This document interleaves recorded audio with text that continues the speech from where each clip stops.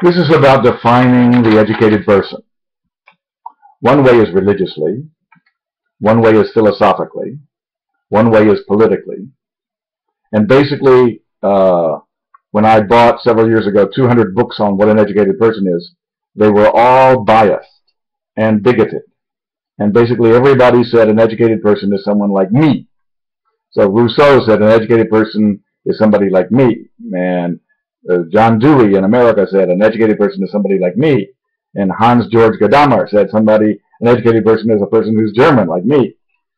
I therefore found that 200 books on educatedness were useless to me.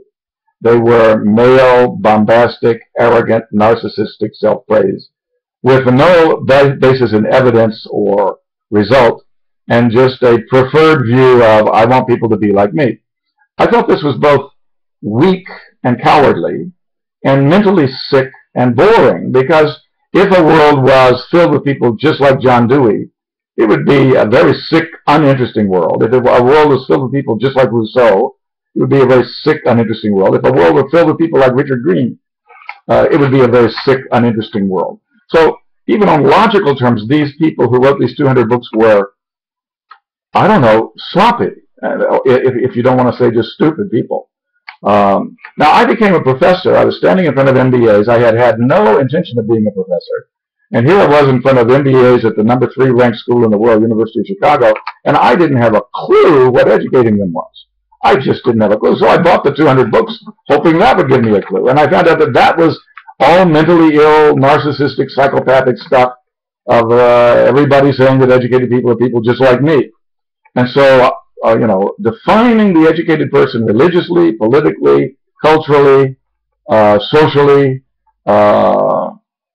philosophically is sick, inadequate, and I don't think people can give credence to that. I don't think you get any impact by doing that. I think everybody sees the bias, the limitedness, the self-praise. I think people are disgusted by that. I think the whole discourse is difficult among modern people because we're disgusted with each other's local biased views of everything. So I said, well, what would be an alternative way to define an educated person? What is an educated person? Who are they? And what are they capable of that other people are not capable of? Now, I had already done this for a decade and a half in artificial intelligence work with the world's greatest designers, running around the world doing what's called protocol analysis, an extraordinarily detailed, every 15-second what's on the mind analysis of how people work. So you give a design problem to a designer, and you interview him for 5 hours a day for 6 weeks in a row, and you get a 4,000-page transcript of what's on his mind every 15 seconds. And then you analyze that transcript into operators and operands, and then you re-express it all as operators and operands, and then you show it to him, and then you try it out and to make software that does it to see whether it can match his creativity in some respect. Now, this was the expert system building movement from 1975 to 1990 all over the world. And tens of thousands of software people interviewed very, very creative and impressive experts in many, many fields, building software to do some of their expertise. And we found as a result that you can use a double nomination process to find out who the top people in the field are. You ask the best people in the field from publications and public sources who the best people of the field are, and then you ask the people they name who the best people in the field are, and then you end up pretty much getting the best people in the field. And then you ask the people who nominate what made those guys best, and then you ask the people who were nominated as best, how do you operate that other inferior, less capable people don't operate? What do you do that you didn't do when you were younger and less capable? What do you do that peers around you don't seem to do as much or as well?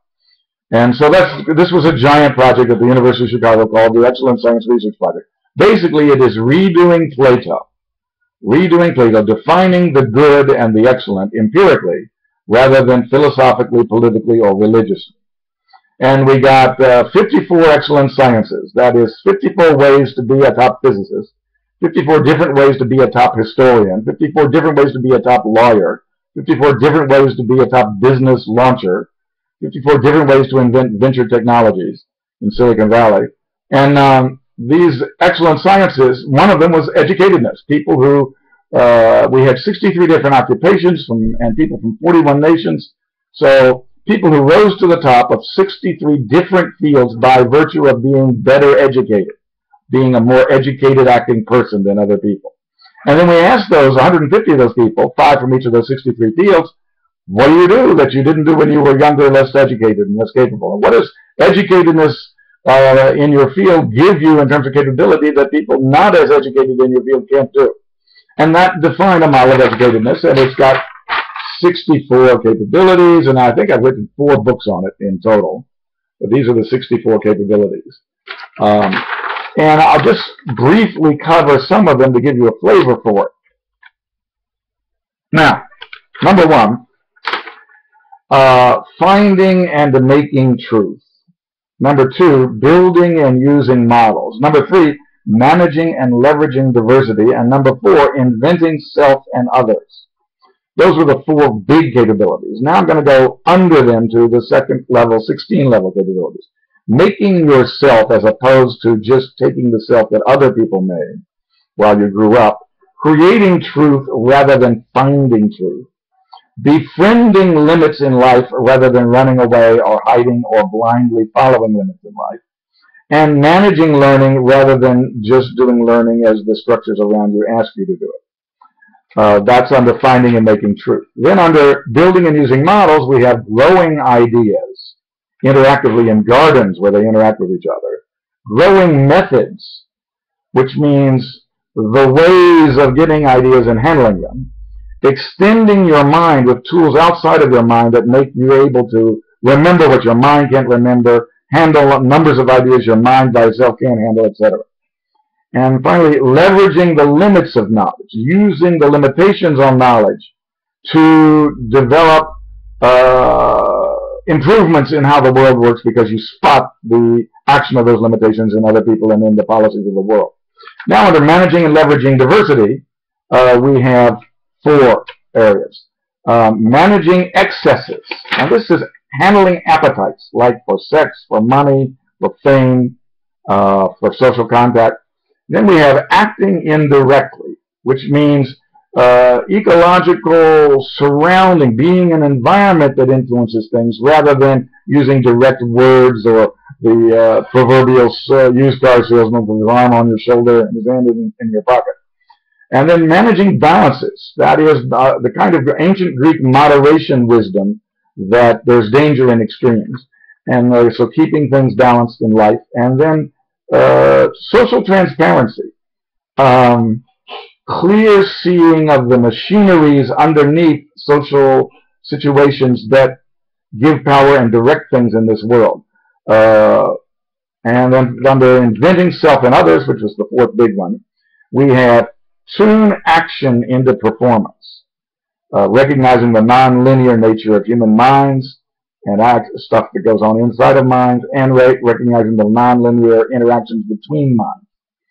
And then inventing worlds, and this means creating cultures instead of just living in them, and designing cultures instead of just keeping them the same.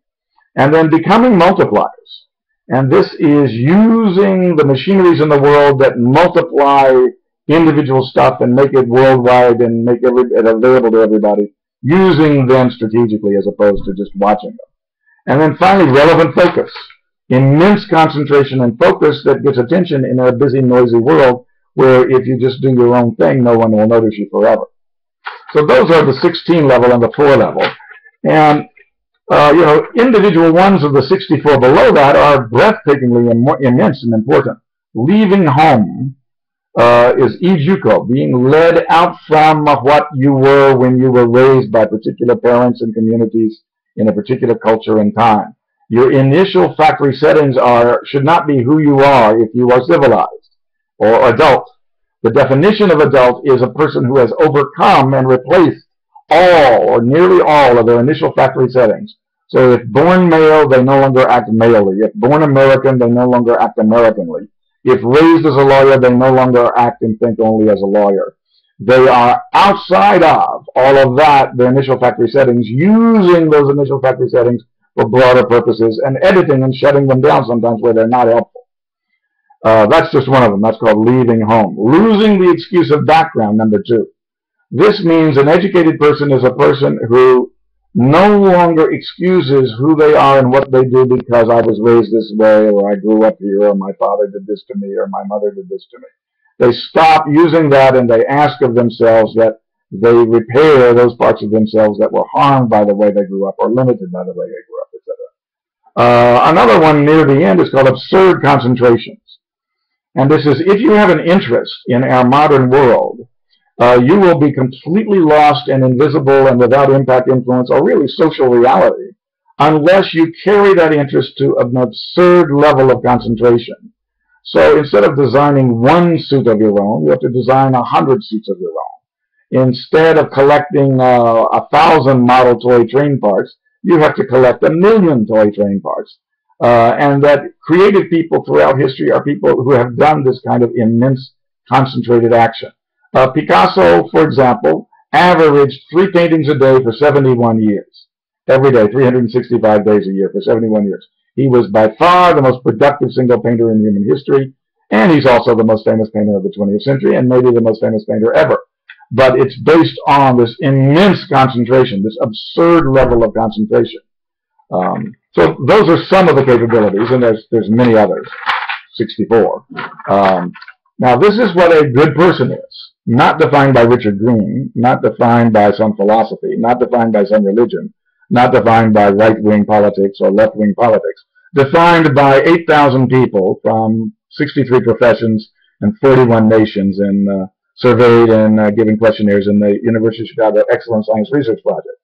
So this is their definition of what an educated person is. As far as I know, it's the only empirically derived, multinational, multi-profession definition of capabilities of educatedness that's ever been published. And I've got several books on it. One book on the 64 capabilities itself, with exercises for students and homework. Another one on 5 models, so you can compare this model with 4 other models. And you'll immediately see that no matter how smart the person is who did the other models, that their capabilities are far less impressive and interesting than these 64 that were derived empirically. When I first got the 64 empirical capabilities, it was rather embarrassing because I didn't know 40 of them. I mean, just on an immediate perusal basis, these are 64 capabilities of educated people. And Richard Green, I had been to some good colleges and schools, and I didn't know most of them. Never contacted, never thought of most of them. So I didn't get educated in those ways. And MIT didn't educate me in those ways. And the University of Chicago didn't educate me in those ways. So this is a big frontier. What the most educated people we could find in the world said was educatedness capabilities were not being produced, at least in me, by the top colleges around. So this is a frontier of a challenge to existing colleges, or it's a measure of the extent to which colleges have given up educating and have just become mere information shovelers. And here's how to do this formula, and here's how to do that formula, and then basically what the web does better. And the colleges are going to be doomed to pretty much if they're just shoveling what the web can do better, what YouTube videos can do better. So that doesn't look very good for colleges. But I found out that these 64 capabilities were a real new growth frontier for me. And then in the course of 10 years of teaching them to students, I've worked at the 40 of them that were completely missing from my life. And I can't say that I've had stellar results, but I have a more interesting life. And I think the people around me think I'm a more interesting person than I was 5 years, 10 years, 15, 20 years ago when I first got these and realized that 40 of them had somehow been omitted by MIT and the University of Chicago and me.